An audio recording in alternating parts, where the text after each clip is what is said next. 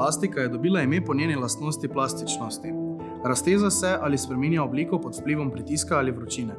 Materiali so lahko naravnega ali sintetičnega izvora. Plastike naravnega izvora so manj obstojne in pod vplivom UV svetlobe hitro izgubijo svoje prvotne vrednosti. Zato se je uveljavila plastika sintetičnega izvora, ki jo sicer pridobivamo iz nafte, vendar s kemičnimi postopki. Ta je bolj obstojna in zato tudi bolj uporabna. Problem se prične, ko plastika sintetičnega izvora postane odpadek, saj se, če pristane v naravi, razgrajuje več 100 ali 1000 let. Torej drži, da je plastika zelo uporabna, hkrati pa velika nadloga za naše okolje in prebivalce. V svetovnih oceanih vsako leto konča od 5 do 13 milijonov ton plastike. Večinoma kot mikroplastika, ki vsebuje majhne delce plastike premera do 5 mm. Ta predstavlja 1,5 in 4% svetovne proizvodnje plastike. Samo v državah EU v oceanih konča 150 000 do 500 000 ton plastičnih odpadkov.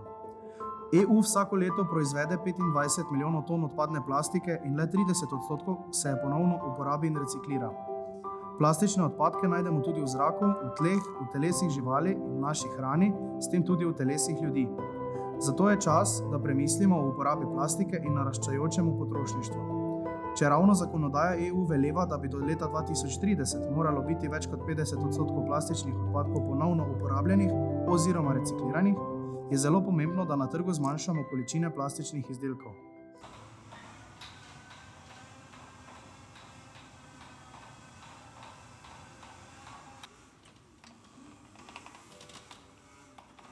Zdravo. Danes bomo delali delavnico na temo ponovna uporaba plastike.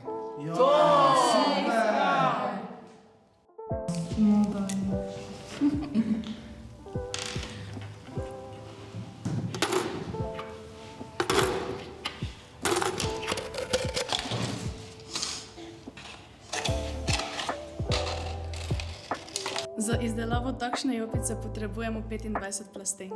Kaj? Kako je to mogoče? Ja, plastenke toplotno obdelamo, jim izpredemo vlakenca in kasneje z njih naredimo tkanino.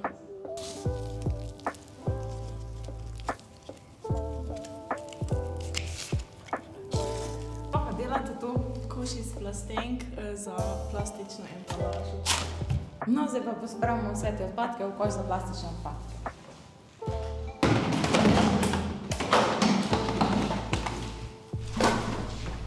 Joj, kaj pa s tem, kam pa tega damo? Tega pa lahko odnesemo v kontejner za tekstil.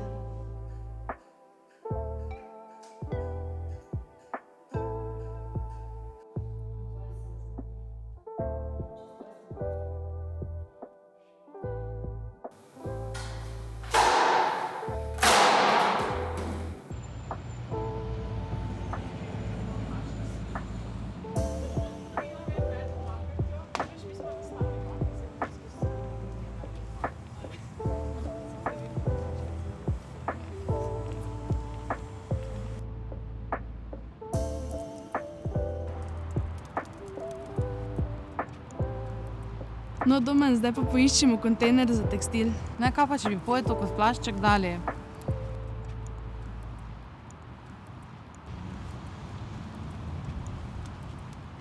S projektno delavnico smo študentje dokazali, da je nujno potrebno zmanjševati količine plastike in posledično mikroplastike, če hočemo ohraniti naše okolje. Govorimo o družbi reciklaže, vendar bi ljudje tudi s ponovno uporabo plastičnih izdelkov lahko veliko pripomogli k zmanjševanju plastičnih odpadkov oziroma mikroplastike. V Sloveniji trenutno deluje 5 centrov za ponovno uporabo, kjer sprejemajo tudi druge vrste odpadnih materialov oziroma izdelkov, ki bi jih ljudje zavrgli. V centrih odpadke predelajo v druge uporabne izdelke. Nato jih prodajo po simboličnih cenah, tam se vidi, kako znajo biti ljudje kreativni.